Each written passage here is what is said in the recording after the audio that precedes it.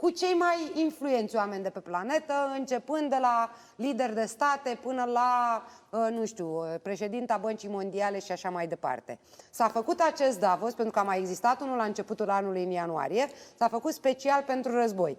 Atenție însă, în reportajul următor veți intra în interiorul acestei întâlniri exclusiviste, veți vedea cum se plătește, cum sunt ecusoanele și așa mai departe, dar veți vedea și câteva lucruri, cele mai importante, din întâlnirile trecute, care apoi s-au concretizat în realitate.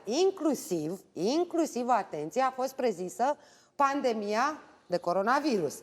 Haideți să vedem inclusiv 8 profeții pe care acești oameni extrem de importanți le fac pentru viitorul apropiat, pentru fiecare dintre noi.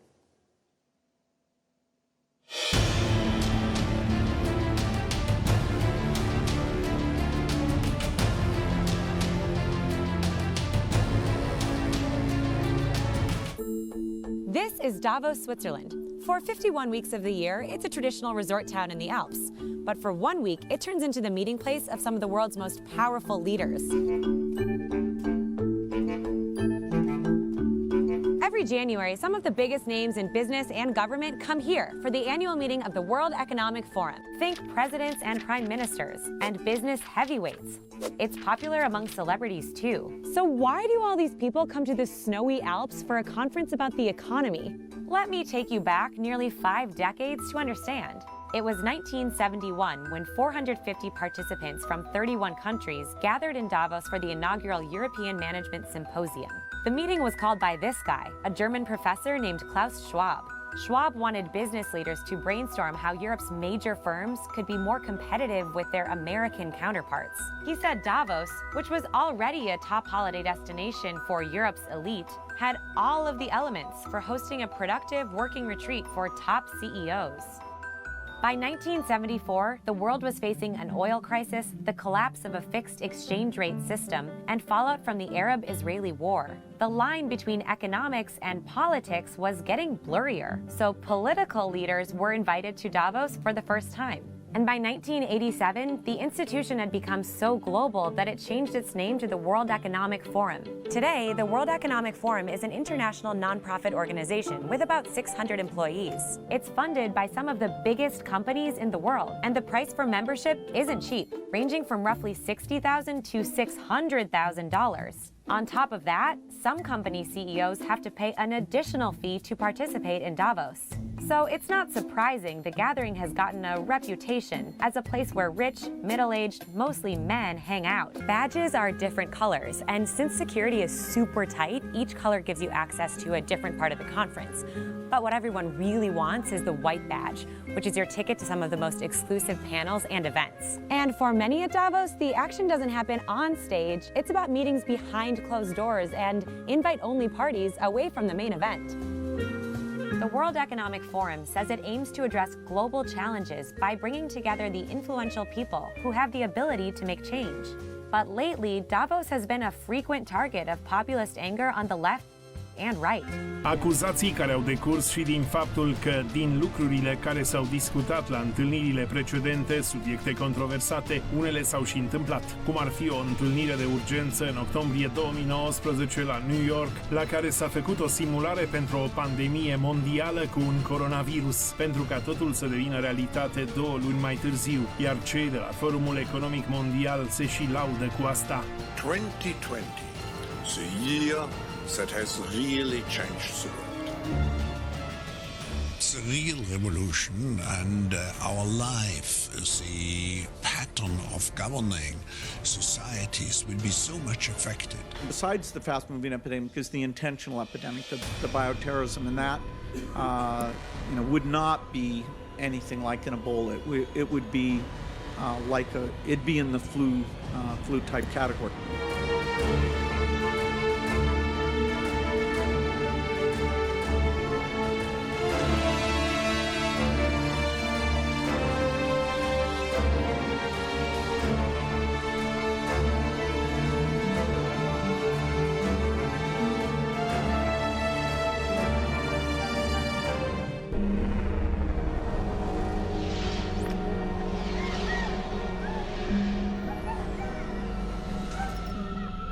The COVID-19 crisis has shown us that our old systems are not fit anymore for the 21st century. In short, we need a great reset.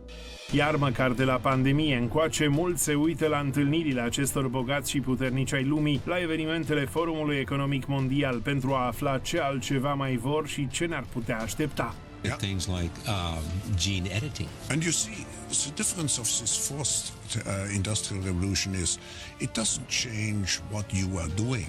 It changes you. If you take genetic editing, Right. just as an example, it's you who are changed. But people are not willing to give up meat. Possibly we can use human engineering to make it the case that we're intolerant to certain kinds of meat, to certain kinds of bovine protein. We began to do that kind of gene editing. Some people worry that you are changing what it means to be human.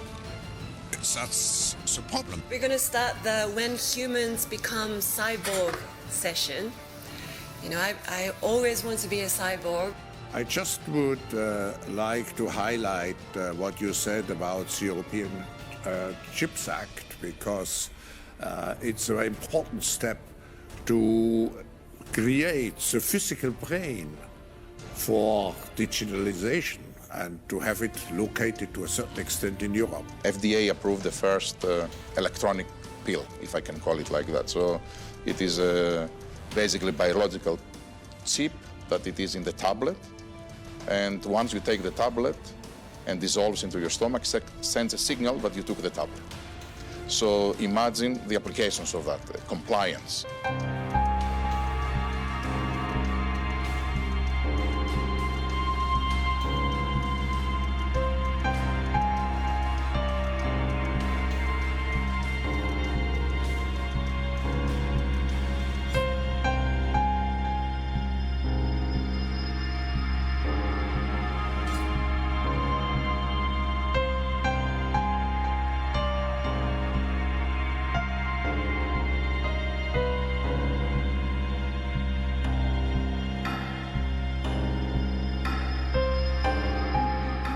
Odată cu declanșarea războiului din Ucraina, Forumul Economic Mondial a declanșat și o reuniune extraordinară la Davos, deși a mai avut loc încă una la începutul anului. E adevărat că aceea în regim online. Magnatul George Soros a profețit al treilea război mondial și că Putin trebuie oprit, fiindcă altfel lumea, așa cum o știm, s-ar putea să nu supraviețuiască.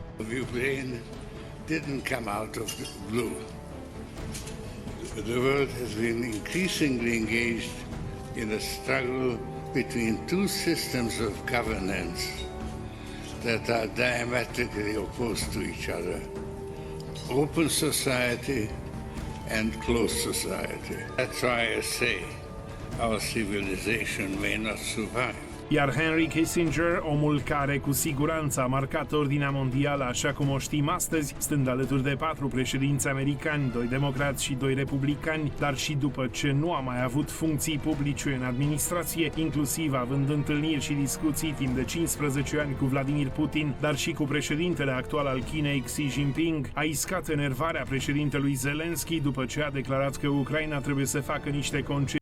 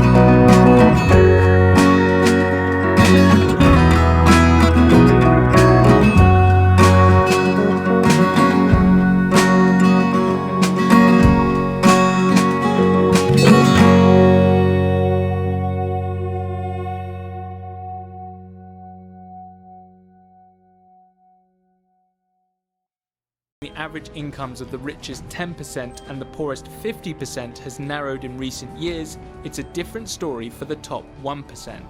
Since 1995, average wealth has grown at 3.2% per year. But the richest individuals on Earth grew their wealth at an average of 6 to 9% per year.